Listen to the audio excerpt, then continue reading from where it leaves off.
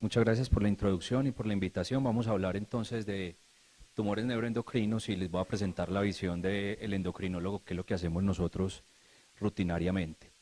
Tenemos que hablar un poquito de la introducción, de la historia de los tumores neuroendocrinos. Esta es una foto de reporte original del doctor Oberdorfer cuando hizo la descripción de los carcinoides, que se parecían a unos tumores que eran tipo cáncer.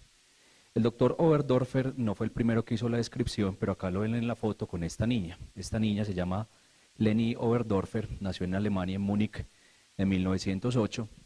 Y esta señorita se fue a hacer su carrera de medicina en Harvard. En Harvard conoció un paisa que la convenció de que se viniera para Colombia. Y la doctora Leni Oberdorfer se convirtió en pediatra cardióloga y fue la primera profesora de mujer en la Universidad de Antioquia. La doctora Leni Oberdorfer adicionalmente fue muy amiga de Pedro Nel Gómez, uno de los grandes muralistas de América Latina, junto con los mexicanos. Pueden apreciar algunos de los murales del doctor Pedro Nel Gómez, del artista, en la estación Parque Berrío, en los bajos de Parque Berrío, donde hay algunos de los murales de él. Entonces la historia de los tumores neuroendocrinos está en determinada forma ligada a esta ciudad donde nació, donde vivió y murió la doctora Leni Oberdorfer. Estos son los últimos datos de tumores neuroendocrinos publicados este año. Es por el grupo del MD Anderson, el doctor Yao y el doctor Halperin, donde vemos que la incidencia desde 1973 de los tumores neuroendocrinos viene en aumento. Acá vemos en esta gráfica cómo en la primera línea, que está en gris, vemos la incidencia de todas las malignidades y en amarillo o en naranja vienen aumentando los tumores neuroendocrinos de forma clara desde 1973. Adicionalmente, acá tenemos la gráfica de cómo vienen aumentando todos los tumores neuroendocrinos también desde este año. Y vemos en la primera gráfica el tumor neuroendocrino de pulmón, seguido por los tumores neuroendocrinos de recto, de apéndice, y en cuarto sitio los tumores de páncreas, que vienen en un aumento muy marcado desde hace 2 años. Estos son los últimos datos que tenemos con respecto a la epidemiología de los tumores neuroendocrinos. Ahora bien, ¿qué hace el endocrinólogo cuando se enfrenta a un tumor neuroendocrino? Yo siempre lo veo o lo enfrento en 2 situaciones específicas. La primera es en la presencia de síntomas sugestivos, básicamente el síndrome carcinoide, y el segundo momento en que me enfrento a un tumor neuroendocrino es cuando me llaman para evaluar a un paciente que tiene una biopsia compatible con un tumor neuroendocrino o cuando tiene el hígado lleno de metástasis. Con respecto al primer fenómeno, el síndrome carcinoide se va a caracterizar por flush y diarrea y clásicamente está asociado a tumores neuroendocrinos de intestino delgado. Se estima que ocurre entre el 8 al 28% de los pacientes y clásicamente tiene que tener metástasis hepáticas. Sin embargo, los tumores de origen retroperitoneal, como los tumores neuroendocrinos de ovario, también pueden presentar síndrome carcinoide sin tener metástasis hepáticas. Esta es la frecuencia de los síntomas del síndrome carcinoide. Lo más frecuente es diarrea y flush, y la diarrea es una molestia marcada para los pacientes. Los pacientes pueden tener hasta 30, 40 episodios al día de diarrea, deshidratación, hospitalizaciones frecuentes por hipocalemia. Estos pacientes son difíciles de manejar en algunas ocasiones. Este es el estudio más reciente de la frecuencia de síndrome carcinoide en tumores neuroendocrinos, también del MD Anderson por el doctor Halperin y por el doctor James Yao, y 2 bioestadísticos con los que tuve la oportunidad de trabajar, que son excelentes y manejan la base de datos de ser al derecho y al revés. En este estudio encontraron que la frecuencia de síndrome carcinoide al momento del diagnóstico era del 19%, y es el estudio más poblacional a la fecha. Acá vemos las gráficas donde tenemos en la parte de arriba la frecuencia de diagnósticos nuevos de síndrome de tumores neuroendocrinos y abajo la frecuencia de síndrome carcinoide. En el último año se encontró que la frecuencia de síndrome carcinoide era del 19%. Y para recordar, existen 4 tipos de flush. Esos 4 tipos de flush se pueden asociar a pacientes con distintos tumores de origen distinto. Acá tenemos el flush tipo 1, que se encuentra en pacientes que pueden tener tumores del intestino medio. El flush tipo 2, que se vuelve más crónico, ya estos pacientes se acostumbran al flush, empiezan a hacer cianosis y telangiectasias. Es un flush clásico en los pacientes con enfermedad avanzada de largos años. Este es el tumor que se presenta también en otros pacientes, que es un flush más episódico mediado por histamina. Y el cuarto tipo de flush, que es el clásico en los pacientes que tienen fenómenos de tumores neuroendocrinos, como lo ven acá en este paciente.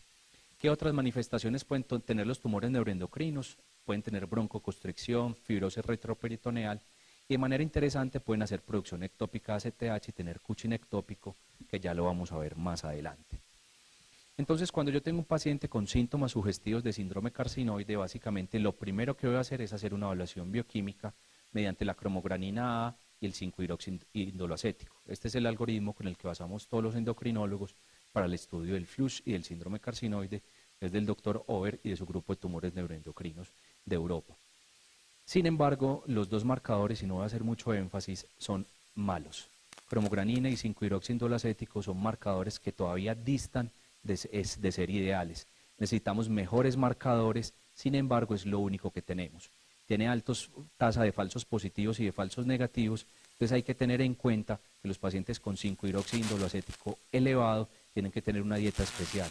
Y con respecto a cromogranina A, el uso de inhibidores de bomba de protones, que es tan frecuente en nuestra población, también afecta las concentraciones. Desafortunadamente son marcadores que no son ideales para el estudio de tumores neuroendocrinos. Y cuando estos marcadores son positivos en presencia de síntomas, nuestro siguiente paso es evaluar la presencia de receptores de somatostatina con una gamografía.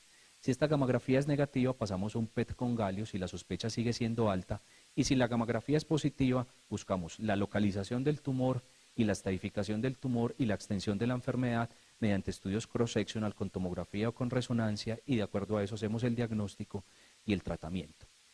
Y la situación clínica número 2 a la que me veo enfrentado es cuando me llaman que un paciente tiene un tumor neuroendocrino. Este es uno de los casos que tuvimos en el hospital.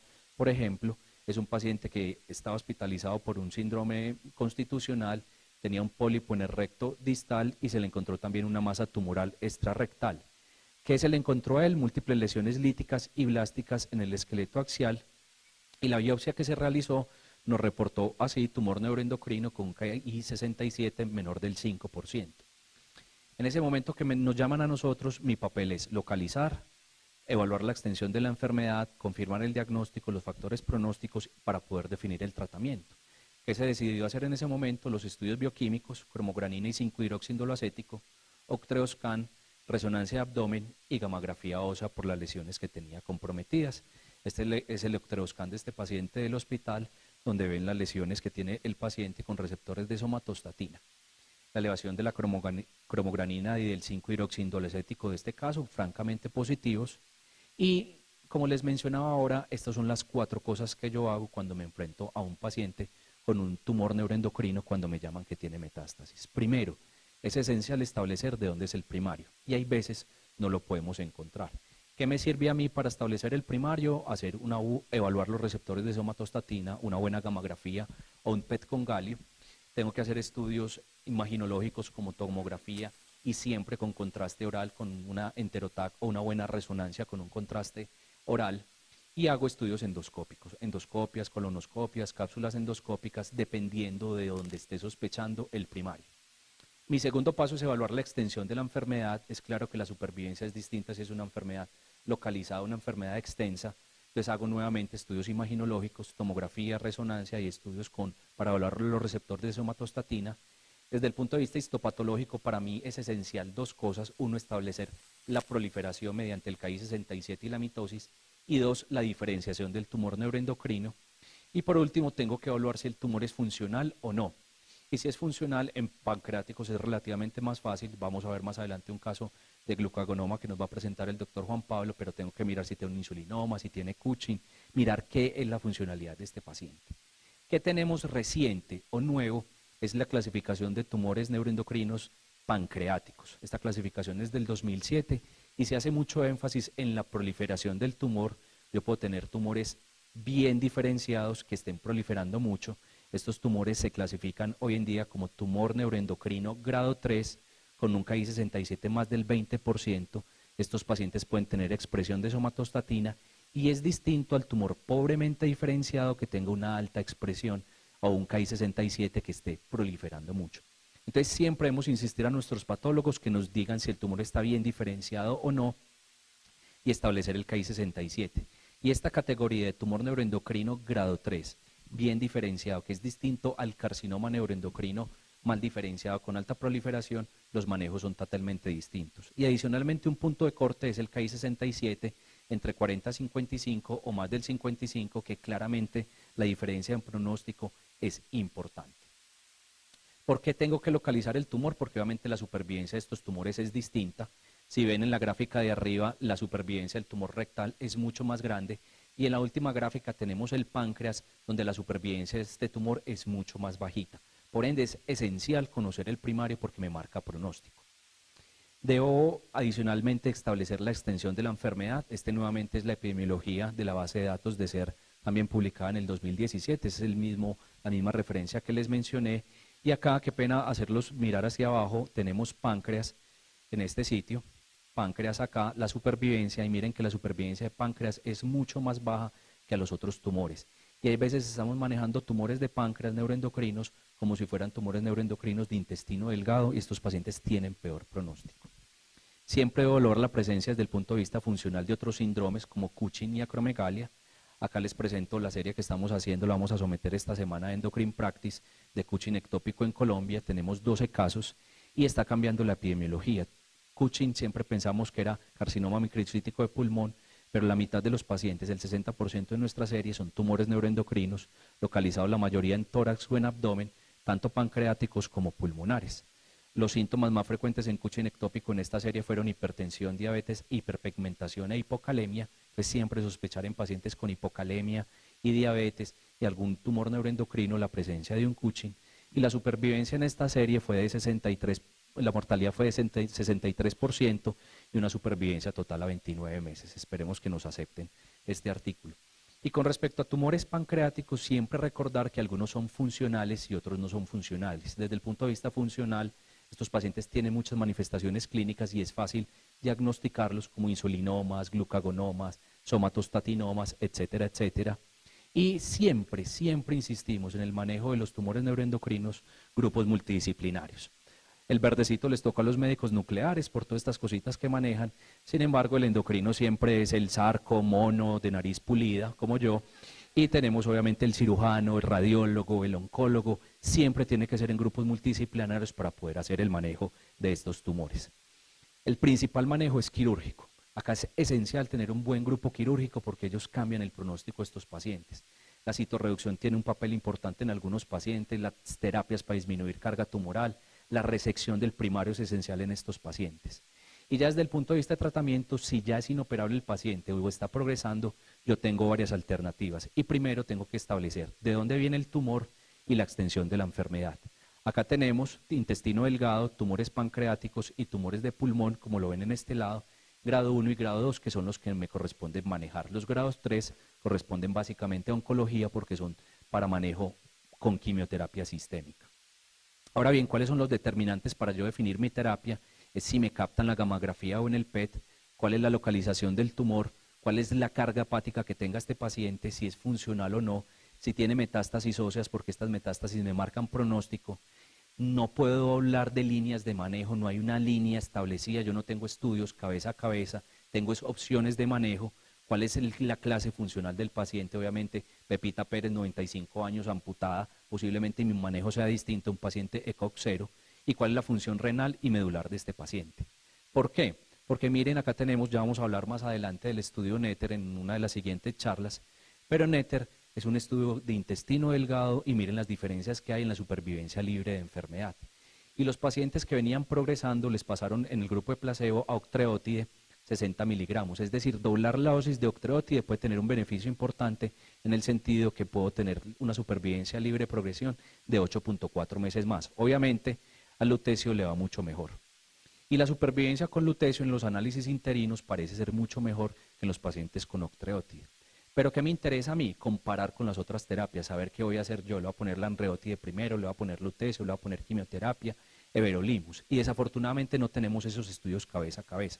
Acá estoy comparando el desenlace del NETTER contra el desenlace del Clarinet en el estudio con lanreotide de 120 miligramos. Y muchas de las cosas que nosotros no miramos es el grupo de placebo, el grupo que no se asignó a terapia. Y miren acá cómo lanreotide, lo ven en esta gráfica de abajo, los pacientes que no fueron tratados con lanreotide progresan lentamente a pesar de que tienen carga hepática. La tasa de progresión de esos pacientes fue de 18 meses y compárenlas con el grupo de octreotidelar. Los pacientes con octreotide en el estudio PROMIT, esos pacientes tienen una rápida progresión. Entonces, nos están vendiendo de pronto que la carga hepática sea más para la anreotide, pero son pacientes que progresan más. Y acá comparamos las curvas con lutecio, que sería la otra alternativa que tenemos hoy en día. En everolimus esta curva es muy bonita y es por el tiempo, pero esta curva, miren que hay que tener en cuenta el tiempo de meses de seguimiento. Everolimus sí mejora la supervivencia libre de enfermedad, pero los pacientes están progresando similar al grupo de octreotide. Entonces, ¿qué alternativas o cómo los manejamos nosotros? Tenemos un tumor neuroendocrino, si es locorregional y operable, siempre cirugía. Si es metastásico, tengo que evaluar la carga hepática y hacer citorreducción dependiendo de algunas características que ya nos va a hablar el doctor Juan Pablo. Y luego de eso, si es bien diferenciado, yo debo establecer si es asintomático y la enfermedad estable, tengo la posibilidad de hacer observación, el watch and wait. Sin embargo, el watch and wait cada vez es más cuestionado, cada vez tenemos más evidencia y yo creo que hoy en día no deberíamos hacer watch and wait cuando tenemos terapias como los análogos de somatostatina. Si la enfermedad está asintomática o está progresiva y es de predominio hepático, siempre recordar las terapias dirigidas al hígado, embolización, TACE, etcétera, etcétera. Y si está sistémico, yo lo tengo que diferenciar del sitio de localización. Si es pancreático, yo como alternativas tengo análogos de somatostatina, everolimus, sunitinib, quimioterapia, pero si es de intestino delgado, tengo los análogos de somatostatina y el lutecio como alternativas. Ahora bien, les traigo mi opinión de manejo del intestino delgado. Mi primera opción son los análogos de somatostatina basados en el Promit y en el Carinet. Mi segunda opción, si tiene octroscan positivo, sería la terapia con lutecio, pero en algunos pacientes posiblemente mi opción sea everolimus basado en el Radia. Yo puedo pasar de everolimus a lutecio o de lutecio a everolimus dependiendo de las condiciones del paciente. Y para aquellos pacientes que tienen una enfermedad muy sintomática, lo nuevo es este inhibidor que es el telotristat. Telotristat disminuyó la cantidad de movimientos intestinales en estos pacientes, que a veces es un problema. Y finalmente, no habíamos hablado de feocromocitoma. Feocromocitoma es un tumor neuroendocrino. Feocromocitoma hasta el 24% son malignos. La definición de feocromocitoma maligno, independientemente del tamaño, características clínicas, es la presencia de metástasis. Y acá vemos los ejemplos de metástasis en algunos de estos pacientes. Y acá tenemos uno de los casos clínicos que tuvimos en el MD Anderson, un paciente con un paraganglioma del órgano de Zucker-Kandal, maligno con compromiso óseo, y cómo se presentan imaginológicamente la gamografía con tecnesio, la gamografía con metayodobencilguanidina y el PET en estos pacientes. Ahora bien, ¿qué hacer con un paciente con feocromocitoma maligno? Lo primero es la resección del primario. Afortunadamente nosotros contamos con Juan Pablo que nos puede hacer unas resecciones y tiene muy buena experiencia en feocromocitoma. Entonces estos pacientes deben ser operados por un cirujano endocrino con experiencia. Tenemos a Juan Pablo, gracias a mi Dios. ¿Y por qué la resección del primario es importante? Es por estos datos. Acá tenemos los datos del MD Anderson, 113 pacientes. Los pacientes que no se operan, esta es la supervivencia, y los pacientes que se hace resección del primario, ven en verde cómo les mejora la supervivencia. Este fue el análisis por propensión que hicimos. En rojo tenemos los pacientes operados con el análisis de propensión y en azul los pacientes que no se operaron tienen peor supervivencia. Y estos datos fueron publicados este año en Annals of Surgery, donde la resección del primario les mejora la supervivencia a estos pacientes. Con respecto a estudios funcionales, si el paciente ya le operó el primario, debe hacer una gamografía con metayodobencilguanidina. Acá tenemos un ejemplo de los casos clínicos que tuvimos. Este es un artículo que les puedo facilitar, publicado también este año sobre el manejo de feocromocitoma maligno.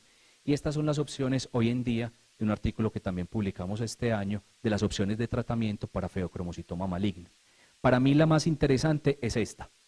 Ya hablamos un poquito de gamografía con metayodobencilguanidina, pero ya tenemos disponible ultratase iobenguano con yodo 131, más conocido como acedera.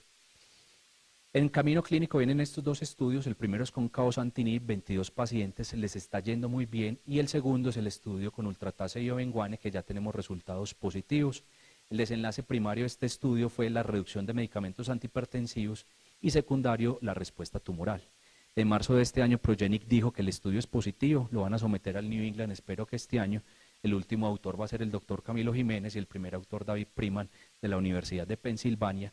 Y estos son los resultados que vemos desde el punto de vista de respuesta tumoral con acedera. Son resultados muy impactantes, porque esta yo creo que va a ser la primera terapia aprobada por la FDA para el tratamiento del feocromocitoma maligno. Y esto es medicina nuclear. Entonces acá tenemos este paciente que no respondió, estos de acá con enfermedad estable y estos con respuesta parcial. una respuesta objetiva del 92%. Entonces yo creo que este se va a convertir en la primera línea de manejo para pacientes con feocromocitoma maligno. Les agradezco mucho por su atención. Les queda mi correo acá, alejorroman@gmail.com. Si quieren, yo les facilito la presentación y los artículos. Muchas gracias.